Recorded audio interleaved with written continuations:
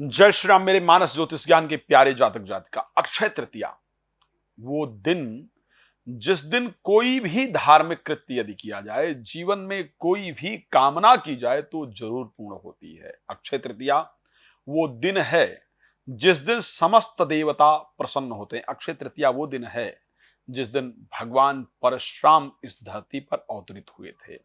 अक्षय तृतीया वो दिन है जिस दिन गंगा जी का अवतरण हुआ था। अक्षय तृतीया वो दिन है जिस दिन से द्वापर और त्रेता की गणना हुई थी।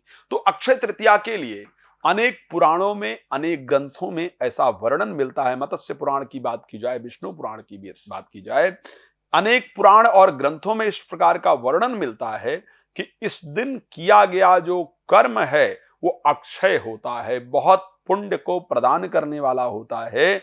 इस दिन किया गया कोई भी धार्मिक कृत्य इत्यादि क्षय नहीं होता है। इस दिन की गई भगवान से प्रार्थना इत्यादि जरूर आपकी कामना को पूर्ण करने वाली होती है, क्षय नहीं होती। और ऐसा शास्त्र में वर्णन है कि यदि अक्षय तृतीया विशेष रूप से रोहिणी नक्षत्र के अंतर्गत पड़े तो इससे लाभप्रद और कुछ नहीं होता है। कई वर्षों बाद कहीं एक बार ऐसा योग आता है जब अक्षय तृतीया रोहिणी नक्षत्र के अंतर्गत आती है। 10 तारीख को इस बार अक्षय तृतीया है और इस बार की अक्षय तृतीया रोहिणी नक्षत्रगत है। सो ये हम सभी के लिए सौभाग्य की बात है कि इस दिन अपनी अपनी कामनाओं की पूर्ति के लिए भगवान विष्णु, जो कि इस संसार के पालन करता है, उनकी आराधना जाकर के करें। और श्री रामचरितमानस की एक चौपाई है कि जौ इच्छा करिहूं मन माही और हरि प्रसाद कछु दुर्लभ नाही। जो भी इच्छा मन के अंदर की जाए परमात्मा की कृपा से वो हमारी मन की इच्छाएं निश्चित रूप से पूर्ण होती हैं। तो आपके भी मन की कामना पूर्ण हो, इसके लिए अक्षय तृतीया का पूजन जरूर करें। अक्षय तृतीया में ब्रह्म मुहूर्त में पहले उठना चाहिए, सुबह जल्दी उठना चाहिए। उठ करके सुंदर वस्त्र इत्यादि नहा करके भगवान विष्णु का स्मरण करके सुंदर वस्त्र इत्यादि धारण करके, रोली लेकर के, कुमकुम जिसको कहते हैं, चंदन लेकर के, मोली लेकर के, अक्षत लेकर के, पुष्प लेकर के, सारी चीजों को लेकर के और भगवान विष्णु के समक्ष जाकर के, फ्रूट लेकर के, घर से बनाई हुई खीर इत्यादि लेकर के, सब कुछ जाकर के भगवान विष्णु के चरणों में श्रद्धा से रख करके उनको श्रद्धा से अर्पण करते हुए उनका पूजन करना चाहिए। और फिर ओम नमो भगवते वासुदेवाय नमः इस मंत्र का 108 बार जप करना चाहिए। और फिर जो भी आपकी कामना हो भगवान विष्णु से उस कामना के लिए आपको प्रार्थना करना चाहिए। आपके जीवन में आपकी कामना जरूर पूर्ण होती है, इसको ध्यान रखिएगा। सबसे पहले अगर अक्षय तृतीया में मैं विशेष एक चीज की बात करूं, आजकल जो इस संसार की सबसे बड़ी खैर, इस दिन आप वाहन की प्राप्ति चाहें, मकान की प्राप्ति चाहें, ये स्वयं सिद्ध मुहूर्त है, इसको ध्यान रखिएगा।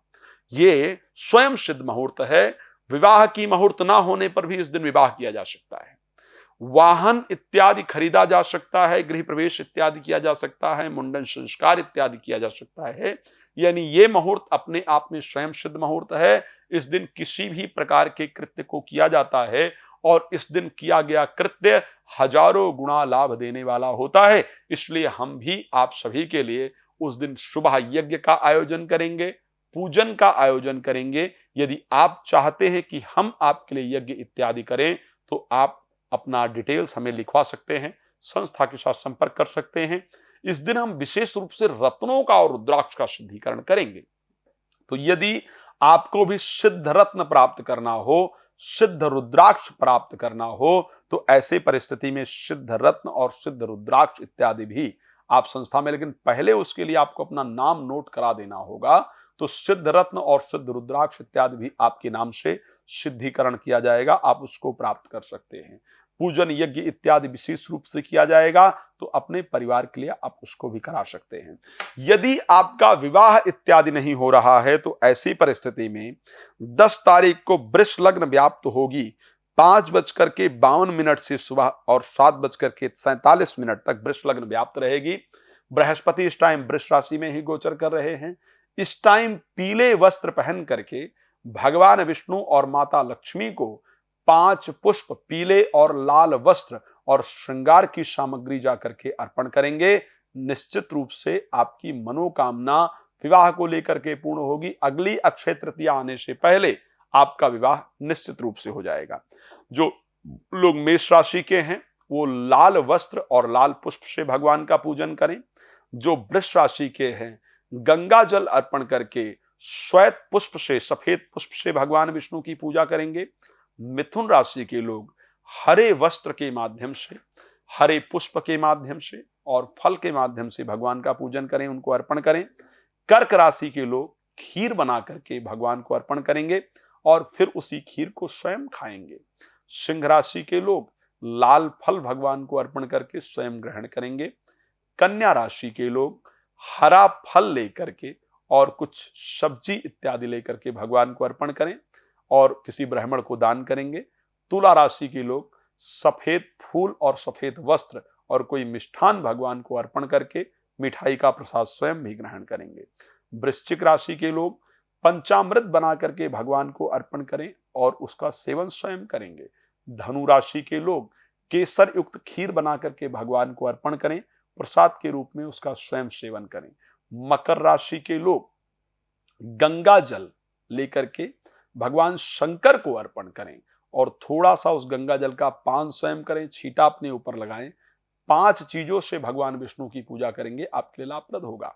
कुंभ राशि के लोग, आपको क्या करना है, बहुत श्रद्धा पूर्वक एक कलश में जल भर के और भगवान विष्णु के यहाँ ले जाकर के अर्पण करना है। कलश बना करके उस पर नारियल इत्यादि रख करके जल भर के भगवान विष्णु को अर्पण करना है। मीन राशि के लोग, आपको खीर बना करके और पॉसिबल हो तो एक नई कटोरी लेकर के और वो खीर समेत भगवान, कटोरी समेत भगवान विष्णु को अर्पण करना है।